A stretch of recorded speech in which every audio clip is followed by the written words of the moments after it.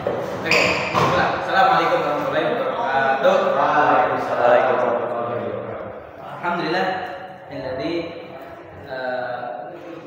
asyhadu an la ilaha illallah wa asyhadu anna Muhammadan abduhu wa nabiyyu wa rasulullah ba'da.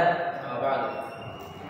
Oke, hari di sini saya akan mencoba membahas tentang beberapa nasihat dan juga beberapa poin-poin penting yang ada di kitab Riyadhus Shalihin.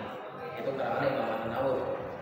Nah, pada intinya zaman sekarang ini sudah banyak sekali kemungkaran yang beredar di Indonesia. Di mana orang-orang pada zaman sekarang sudah pada tidak peduli satu sama lain. Contohnya apa?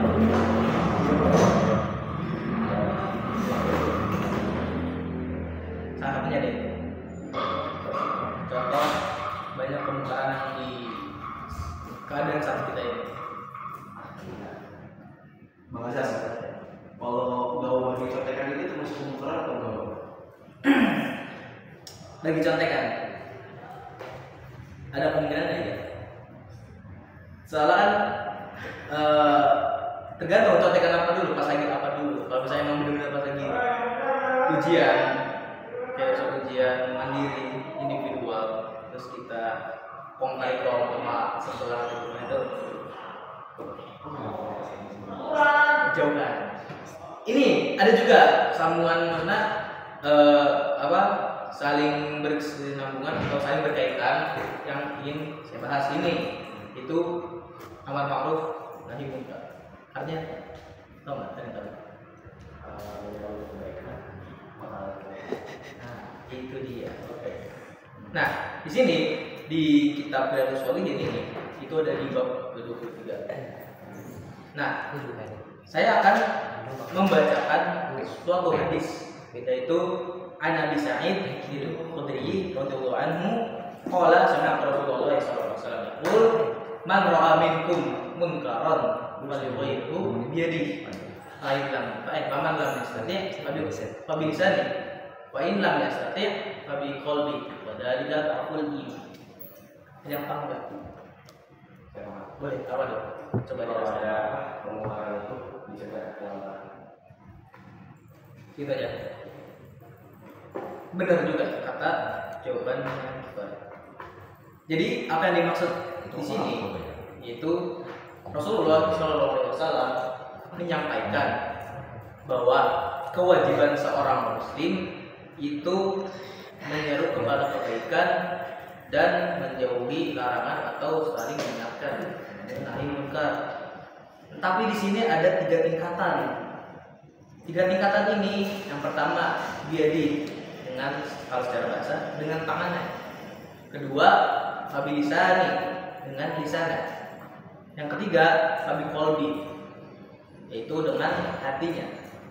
Apa yang dimaksud dari 3 tingkatan ini? Yang pertama, contohnya gini, kita kalau punya kekuatan atau zaman sekarang itu yang maksudnya kekuasaan kan. Kalau zaman Rasulullah yang berkuasa atau yang menghakimi orang-orang yang memperbuat sesuatu yang mungkar itu seperti atasan-atasan, mungkin kayak Amirul Mukminin, kalau sekarang presiden, menteri dan lain-lain lah, polisi kalau sekarang yang berwajib. Itu yang dimaksudnya biadi.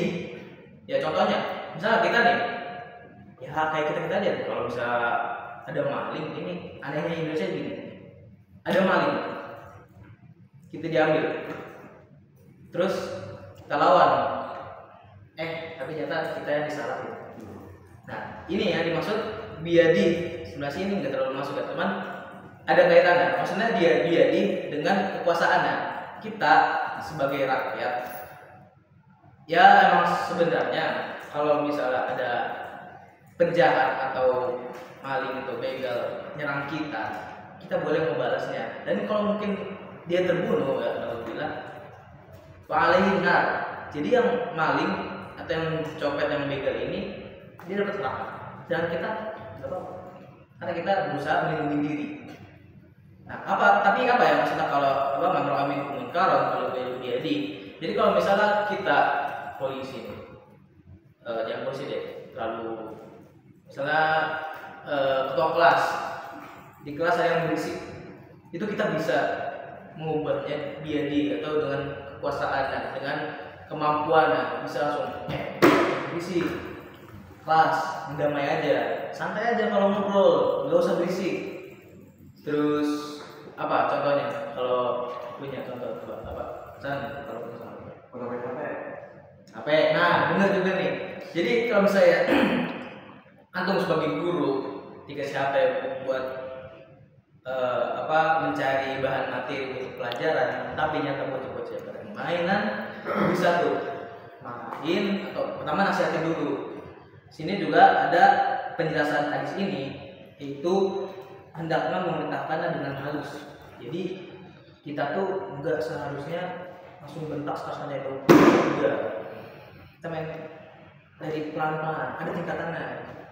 Maka seperti kalau kejadian kita kayak gini itu, kita tergantung kita lawannya seperti apa yang dia berikan kepada kita. Jadi kalau misalnya kita diambil barangnya ya, dapat kita ambil barang lagi karena kita. Soalnya kalau dia udah nyerang, kita kena nih, kita bisa serang balik. Nah, tapi kita nggak boleh kayak dia nyerang cuma cuma mukul doang, sakit doang, kita bunuh. Itu salah pahaman dari diperbolehnya melindungi diri. Nah, kalau yang kedua, tingkatan kedua ini pamin lam yastati' bisa nih. Sini bisa tanpa perlu menjadi kekuasaan atau punya kekuasaan. Contohnya gini, kita kalau misalnya melihat siapa yang menjadi contoh, misalnya ya ada Hasan nih, misalnya Hasan makan sambil berdiri. Nah, kita sebagai temennya jangan main pukul baru ingetin, enggak, kita santai aja, habilisani dengan lisana, San panggil sana, San kalau makan tuh duduk pakai tangan kanan, yang kecap juga kalau misalnya orang kecap. Nah itu contohnya. Oke. Nah di tingkatan yang ketiga ini, fa in lam yastati' fa bi qalbi. Apa maksudnya? Ada yang tahu? Ini yang tahu. Kurang tahu. Nah di sini maksudnya itu dengan hatinya. Jadi kalau misalnya perumpamaan gini, kayak orang tawuran nggak sombong, kan nggak bisa ngapain ya kalau kita dengan misalnya di sini tapi jadi kita kira yang kena ibaratnya bisa kayak lisan, nah itu bakal ngamuk juga, kita bakal kena ibaratnya juga. Nah di kolbi hati itu dengan cara mengingkarinya. Dan sini juga wadzalika aful iman. Apa aful iman? Ya, apa semua iman? Nah, itu dia. Jadi kita tuh masih ada atau sudah terdefinisikan masih ada iman dalam hati. Jadi tingkatannya beda-beda. Kalau misalnya yang bisa mengubahnya dengan kekuasaan atau diadi, itu baru paling tinggi. Turun lagi, nggak bisa nih, masih ada. Kalau nggak bisa dua-duanya itu, atau mudarat yang akan kita dapat lebih gede, ya tapi kopi. Nah, sini juga ada pembahasan tentang memerintahkan kebaikan, tapi kita nggak melakukan. Sini ada yang hafal surat As-Saff? Tidak ada. Oke. Di sini As-Saff surat As-Saff ayat 2 dan 3. Ya ayyuhalladzina a'udzu billahi minasyaitonir rajim. Ya ayyuhalladzina amanu lima taquluna ma la taf'alun. Kabura maqtan indallahi an taqulu ma la taf'alun. Yang artinya, ya wahai orang beriman, mengapa kamu mengatakan sesuatu yang tidak kamu lakukan? Itu sangatlah dibenci di sisi Allah jika kamu mengatakan apa yang tidak kamu kerjakan. Jadi sini sudah ada yang sebutannya itu ancaman atau kecaman dari Allah, yang dimana dia menyerukan kebaikan, tapi dia sendiri tidak melakukan kebaikan tersebut. Jadi kita harus berhati-hati juga, bukan karena kita hak kewajibannya doang kita ngelakuin, mengingetin, tapi kita nggak ngelakuin. misalnya kayak makan berdiri, tapi kita juga makan berdiri, kita makan baru kita kasih tahu, enggak, itu salah, itu keliru, keliru dalam pemahaman dalam suatu hal ada di agama. Nah, jadi contoh seperti itu. Ada yang mau nanya nggak? Cukup Pak, cukup. Oke, mungkin itu saja yang bisa saya kasih tahu dalam pertemuan kali ini. Semoga ilmu yang saya sampaikan itu bermanfaat dan ya nafratin bil alhamdulillah rabbil alamin. Juga baca doa subhanakallahumma wa bihamdika asyhadu an la